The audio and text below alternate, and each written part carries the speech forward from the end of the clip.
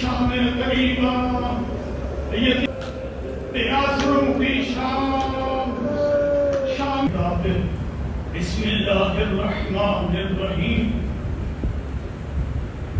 ان للہ و انا الیہ راجعون ان للہ و انا الیہ۔ میرا نام محمد باسط ملک ہے اور میرا تعلق فرقہ دیوبند سے ہے۔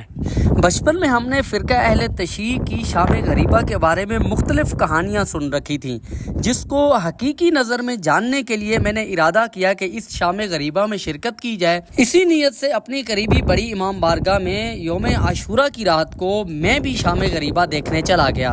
امام بارگاہ میں داخل ہونے سے پہلے 3 سے 4 بار جامع تلاشی لی گئی، اس کے بعد امام بارگاہ میں داخل ہونے کی اجازت دی گئی۔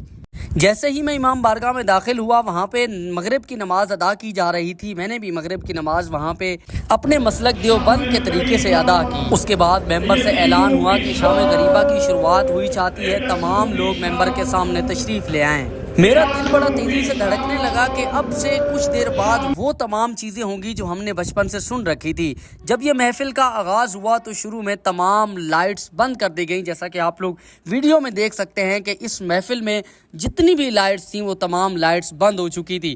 اب میں نے سوچا اب وہ تمام چیزیں ہوں گی جو چیزیں ہم نے بچپن سے سن رکھی تھی، لیکن وہاں پہ کچھ اس طرح کا معاملہ نہیں ہوا۔ ایکچول میں وہاں پہ کیا ہوا شام غریبہ کے اندر، یہ تمام چیزیں آپ کو ہم بتائیں گے۔ ویڈیو اینڈ تک دیکھیے گا، یہ تمام کہانی، یہ تمام صورتحال جو خود میں نے بیٹھ کے وہاں پہ سنی، وہاں پہ دیکھی، وہاں پہ ملاحظہ فرمائی اور ویڈیو کے ذریعے آپ کو بھی دکھانے کی کوشش کروں گا۔ یہ تمام چیزیں آپ کو بتاؤں گا اس ویڈیو میں، ویڈیو کو اینڈ تک دیکھیے گا۔ جناب سکینہ نے پوچھا، اے میرے بابا کے گھوڑے، مجھے یہ تو بتا، میرا بابا 3 دن کا بھوکا پیاسا تھا، میرا بابا 3 دن کا پیاسا تھا، آیا میرے بابا کو کسی نے ذبح ہونے سے پہلے پانی بھی پلایا ہے یا نہیں؟ میرے بابا کو ذبح کرنے سے پہلے کسی نے پیاسا بھی پانی بھی دیا؟ حضرت مظلوم کربلا میں شہادتیں تمام ہوئی، یزیدیوں نے بس نہیں کی، خیام کی طرف رخ کیا، خیام کی طرف رخ کیا، اور یہ اطرادی بیویوں کو تشیروں کو چھوڑ کر باہر نکلو۔ ثانی زہرا نے فرمایا ہم باہر نہیں نکلیں گے، ہم کبھی باہر نہیں آئیں گے۔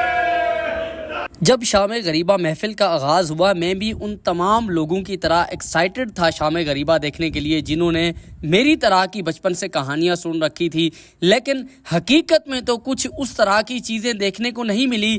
حقیقت میں وہاں پہ کیا تھا، یہ تمام چیزیں آپ نے ملاحظہ بھی کی، سنی بھی۔ وہ تمام کہانی، وہ تمام جو منظر کشی جو وہاں پہ کربلا کے اندر اہل بیت کے خاندان کے ساتھ ہوا، وہ تمام منظر کشی کی جاتی ہے اس شام غریبہ میں۔ اور شام غریبہ سے مراد غریبوں کی، یتیموں کی شام ہے، جو وہاں پہ جن کے ساتھ اہل بیت کے ساتھ جو ظلم ہوا، یہ ان کی شام منائی جاتی ہے۔ اور وہ تمام منظر کشی کی جاتی ہے کہ کس طرح سے مشکیزے میں پانی بھر کے لایا گیا اور کس طرح سے اہل بیت کے ساتھ ظلم ہوا، وہاں پہ کس طرح سے ان ایک ایک کر کے اہل بیت کو شہید کیا گیا۔ یہ تمام کہانی ایک ذاکر ممبر پہ بیٹھ کے اپنے تمام سننے والوں کو وہ منظر کشی سناتا ہے، اور وہاں لوگ بیٹھ کے افسوس کرتے ہیں، روتے ہیں، حضرت امام حسین کے اس غم میں برابر کے شریک ہوتے ہیں۔ یہ تمام چیزیں اس شام غریبہ کے اندر بیان کی جاتی ہیں۔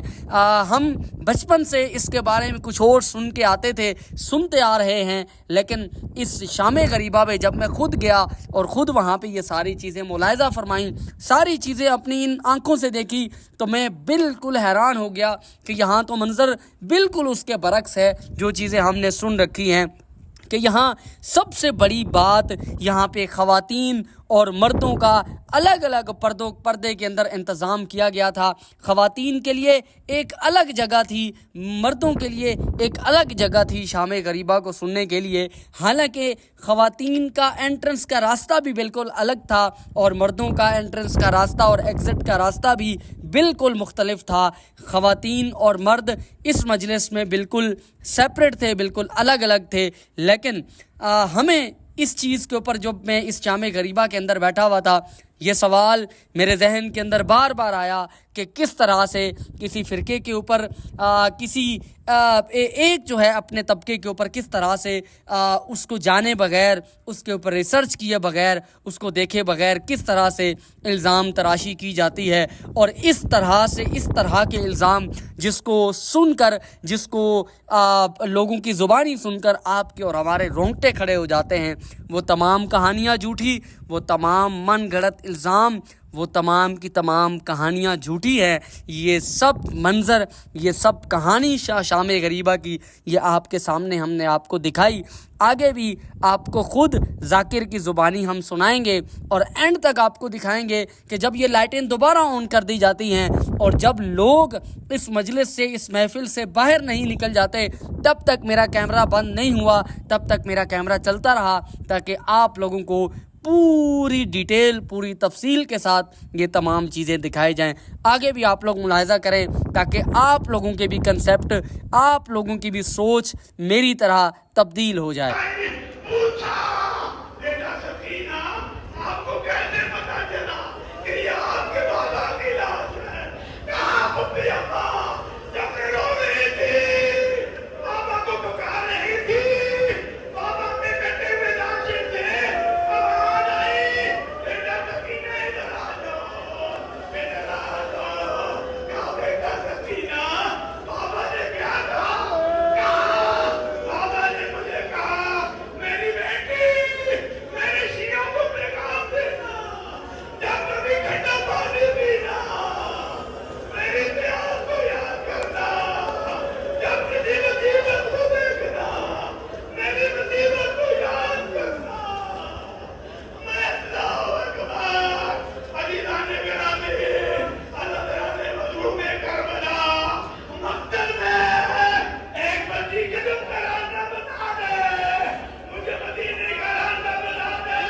میں اپنے دادا جی مرتضیٰ کے پاس چلی جاؤں گی, جا کر شکایت کروں گی. دادا, آپ کے جانے کے بعد سب ختم ہو گئے, ظالموں نے بس نہ دیا. کہاں لوٹو تمہیں رکھا, علی و بطول کو قیدی بنا کے لے چلو, آلے رسول کو قیدی بنانے کی نوبت آئی. ثانیہ زہرا نے کہا ہم رسول نہ دیا ہے, ہم علی بطول کی بیٹیاں ہیں, آپ کی جرت نہیں ہو سکتی, ہمارے قریب آؤ, میں خود اپنی بیویوں کو سوار کروں گی. بیوی نے, ثانیہ زہرا نے بیویوں کو سوار کیا. جب آخری وقت آ گیا, ثانیہ زہرا کو کون سوار کرے؟ وہی مدینہ تھا. جب ثانیہ زہرا کو سوار کرنے والے پیور موجود تھے, عباس موجود تھے. آج کوئی وَسَيَعْلَمُ الَّذِينَ ظَلَمُوا أَيَّ مُنقَلِبٍ يَنقَلِبُونَ. مرد بلا چلا, راستے میں کیا دیکھا کہ ایک قضائی جانور کو ذبح کر رہا ہے. امام سید الساجدین رکے, رک کر اس سے پوچھا, آیا اس جانور کو ذبح کرنے سے پہلے تو نے پانی بھی پلایا یا نہیں؟ اس نے کہا ہم مسلمان ہیں, ہم شریعت کے ماننے والے, کسی جانور کو ہم پیاسا ذبح نہیں کرتے. میرے مولا